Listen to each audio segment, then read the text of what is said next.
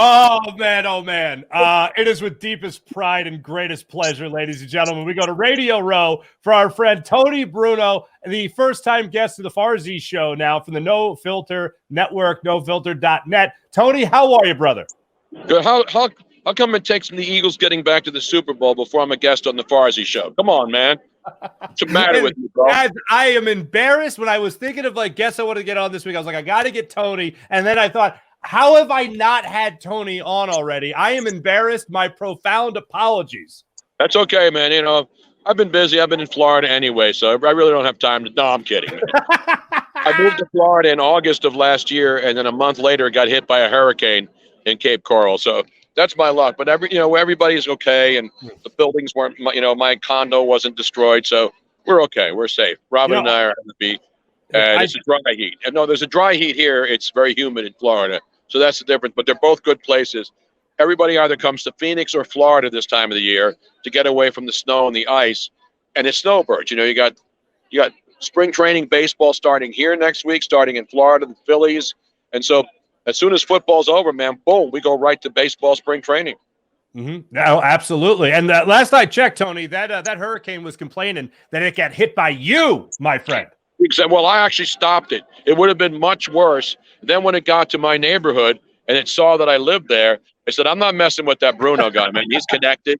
He's not mafia, but he knows a lot of people. And he knows a lot of bookies who will go after Jim Cantori and anybody else who gives him any crap. What is it like for you down there on Radio Row now? I'm sure it's buzzing as it always is. You know what's amazing, Mark, is I've been to 40 Super Bowls. There haven't been 40 Radio Rows because it didn't start until the 90s when sports radio started. There was the Fan in New York, then WIP, and then the networks came along in the 90s. And you can't have a Radio Row with two radio stations. That would be called a radio office. It would be like a studio and a small radio station. So then this thing built up with syndication at ESPN and Fox, and so then it became a big deal. And the NFL got it right because they know that they can have people fly to a city, pay for internet to sit at a table and get a chance to talk to athletes who are coming around promoting products that they really don't know or care about, but they'll get paid to come by. But luckily now I know so many athletes who aren't pimping stuff, so it's not just one guy after another selling something. Like Ron Jaworski, he's here. A lot of Philly people. Brian Baldinger is here. Mike Golick. You name it, go down the list. And so I know all these people, so I don't have to go to their handler and say, hey, can you squeeze me in? They walk by and say, hey, come on, and they sit down. I had Trey Wingo, Mike Golick, Ron Jaworski, and Charlie Young all on at the same time. So that's the advantage of doing your own thing and not having anybody yell at you and say, you only got 1 minute, wrap it up.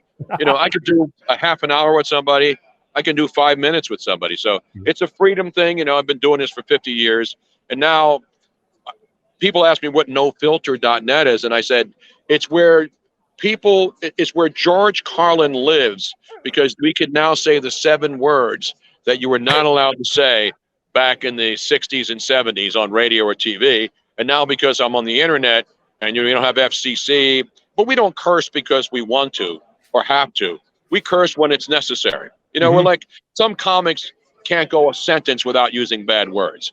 I can go maybe a paragraph without using a bad word. And so the bad words, they're just organic.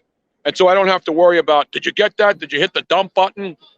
And not that there's anything wrong with that. I'm not saying everybody should work blue. I don't work blue. But if somebody curses, I'm not going to have somebody in my ear, you can't say that, cut that guy off. So it's just fun to be free. And we have Eric Burns, who is a former major league player, who played for the Diamondbacks. He was on the MLB network. He got canceled for being too outlandish. Jeremy Roenick, who hockey, great hockey player, great hockey analyst. He goes on a hockey podcast, jokes around about a threesome with his wife and their good friend who travel on vacation together. NBC calls in and cancels him. And so they talked to me. They called me because I know these guys, and they said, hey, we're putting together a network where people who have been canceled now have a home to go. It's like the island of misfit toys. You know what I mean? Except we didn't hire the Snowmeister. Who was the guy on the island of misfit toys? Was it the Snowmeister? I believe Snowmeister jumps to mind. Yes, I think you're right. We have the Brewmeister here. We have the Meister Brau. And I don't know why no one drinks Meister Brau anymore. Is that still around as a beer connoisseur? Yeah, right. Now I'm a whiskey and bourbon man, my friend, and red wine. I don't dabble with the beers. Tony, it's so great to have you on, man, and catch up. But I do have to ask you this. Eagles, Chiefs, Super Bowl. Are you confident in the Eagles? Where are you leaning going into Super Bowl 57? Well, not because I'm a homer. But, it's interesting. Ron Jaworski's here, and obviously he has a big cigar party that he does with Mike Ditka every year. And so I had Ron on my show earlier. And, he was the first Eagles quarterback that went to a Super Bowl back then when Dick Vermeil came in, and we know the story with all those great guys. So I talked to the Eagles' first Super Bowl quarterback, and they didn't beat the Raiders, and then we've had the Eagles' other quarterbacks. And there's been like 7 Eagle quarterbacks who've been on the cover of Sports Illustrated. It's amazing. Jim McMahon's been here. Randall was the ultimate weapon. Jeff Garcia was on. Mike Vick, and you go down the list. Randall, of course, and Donovan McNabb, and now Jalen Hurts. So Phillies has a really strong tradition of quarterbacks and quarterbacks of color. I don't think there's any other franchise in the NFL who's hired or employed more great quarterbacks, running quarterbacks, pocket quarterbacks. You look at the history of this franchise, and we talk about a world where it's about diversity and inclusion.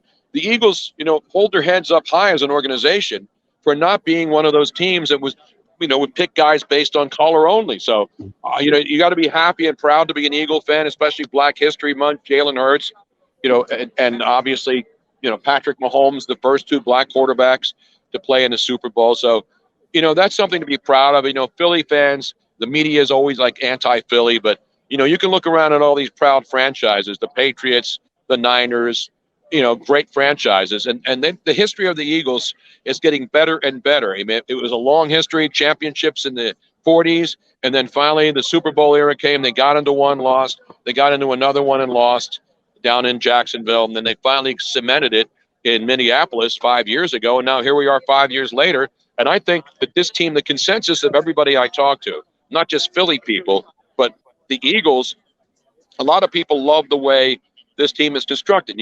Offensive, defensive lines, no weaknesses. And so that's why the point spread, if you're looking at the gambling at, it hasn't moved that much. And it's probably not going to go above 3 either way because you got money on both sides. And as you know, as a man, I believe, who used to call Nunzio or Vincenzo or any of the other guys in South Philly who would take action back in the day, before you could pay as you go. I mean, you bet with those guys, you didn't have to have an account at FanDuel or DraftKings.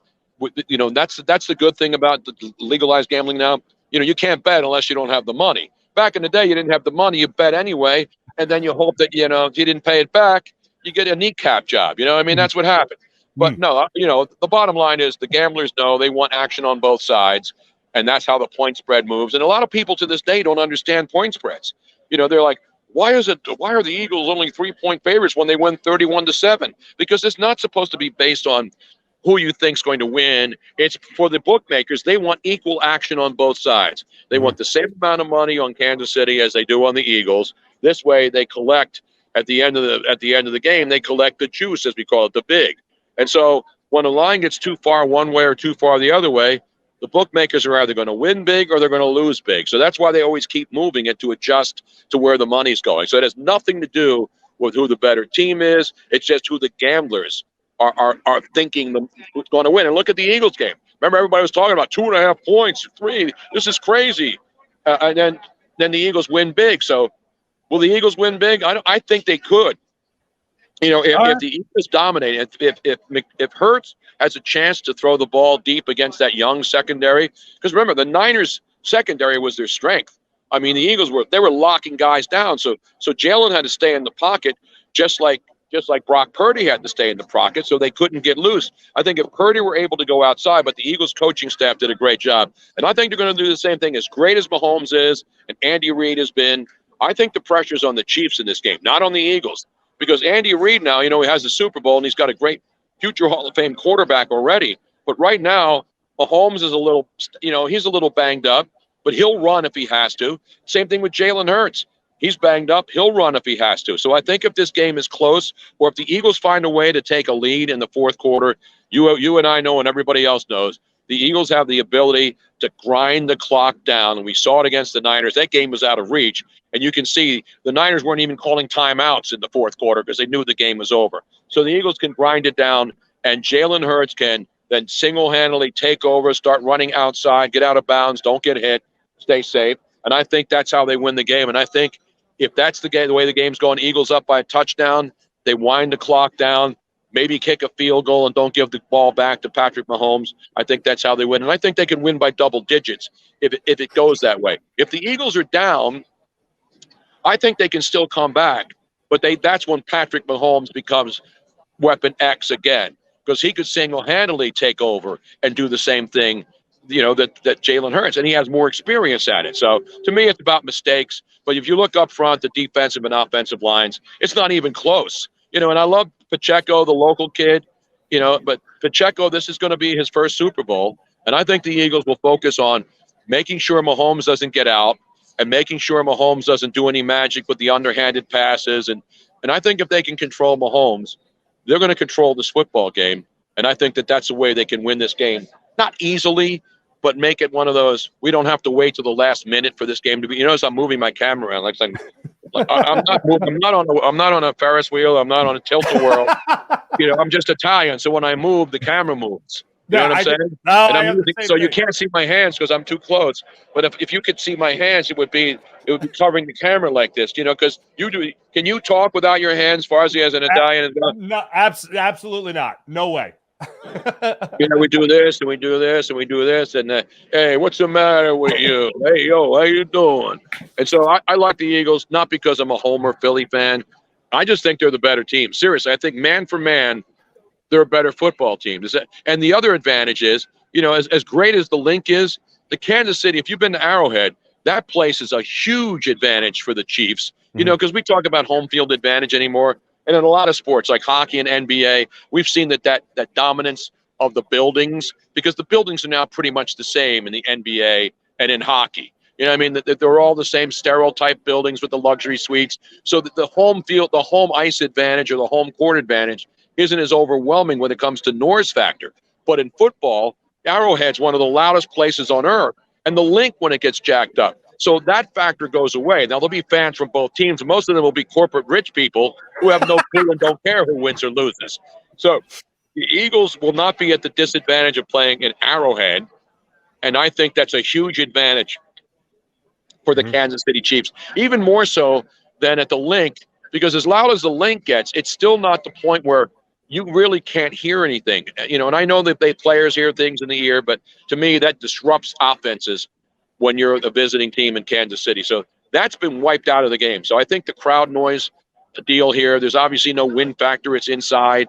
So the field goal kickers are at the same disadvantage or advantage. There's no advantage. The kicking games will not be affected. Nobody's worried about the wind, which way they kick the ball. And so that neutralizes everything. So it's going to come down to mistakes, and it's going to come down to, who runs the ball better. And right now the Eagles, without a doubt, are the better running team. And the running game will open up the passing game. So there you have it. I don't know who the mic is. We were talking today with some of the quarterbacks, and we're talking to the former NFL guy, like, for example, Steve Levy, who did NFL and does hockey, and Trey Wingo was there where we're talking about it. And they were saying, when they do games, you don't have to say who the mic is. When you hear the quarterback, Mike's number 37, 37's the mic. And then you don't have to explain that anymore. The fans don't need to know who the mic is. They don't know who the all the terminology. People want to hear play-by-play and color analysts, not get down to the minutia of who the mic linebacker is. And now it's kill, kill, kill, which I'm surprised the NFL is allowing quarterbacks to say kill, kill, kill in an era where we don't want to promote violence. No, Everything's sir. got to be PC. So I think the kill, kill thing, it will be in the offseason, they will remove kill, kill, kill from the quarterbacks' vocabulary for next year to make the game a safer, cleaner, healthier place for all women, children, men, or however you identify, whatever your pronouns are. There you go. It'll be inclusive for everybody, Farzy. Speaking of inclusive, you included all your answers to all the questions, but I've asked one question. I feel like Dick Vitale, when you ask him a college basketball question, and then he breaks down every conference from the Pac-12 down to the Mid-America Conference to the Patriot League where they only get the one bye, the team, they only get the one bid, the team that wins the conference, team that wins the regular season. Right. All right, okay, last thing for you. I'm going to just ask you this question because it's the only outlier here. All right, Howie Roseman, in all your years of covering professional sports, all that stuff, have you ever covered someone who's had the crazy career similar to Howie Roseman in terms of hate, in terms of now love, in terms of bad picks, good picks, whatever, just the roller coaster of a career, Howie Roseman, anybody compared to it? No, and I've been around Philly my whole life. I've been in radio 50 years. I grew up in Philly in the 60s and 70s through some of the bad times, some of the great times. But you're right. Howie Roseman went from, remember, he won a Super Bowl, and then people turned on him in a hurry. Remember when they said, if Doug Peterson, whoever wins the first Super Bowl, they'll never buy a drink? People turned on him and Doug Peterson like not, the old adage was, as you know, if the Eagles win a Super Bowl, those players will walk on water. And there's no doubt Nick Foles will live in infamy. Even Doug Peterson, who left after the way it ended, and then he moved on to another place. But the bottom line is Howie Roseman has gone from who is this guy to Chip Kelly coming in and cutting him at the knees. He wanted to run everything. Chip Kelly proved that he couldn't do it. And then Howie went out and made some bad draft decisions, with the quarterback position. And that was a weakness for a while. And then all of a sudden, Howie Roseman, something clicked in, and he, unlike the Sixers who amassed all those draft picks, and then all these second-round picks which didn't pan out into anything, he actually started making golden picks, and then free agency. I think the free agent moves obviously usurp the draft picks because Jalen Hurts was a great pick. Obviously, we didn't know at the time; people were still down on him after a couple of years.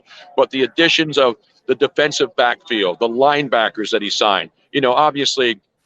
Hassan Reddick. I mean, this was without a doubt, I think, the greatest offseason by any manager, general manager, coach, or anybody in Philly sports history. Even when the Phillies brought in Pete Rose to clinch it, when the Sixers brought in Moses Malone in '83 to help them win, this guy brought in the guys to make this team a Super Bowl team and turn it around with how many different guys? I mean, this isn't the same team.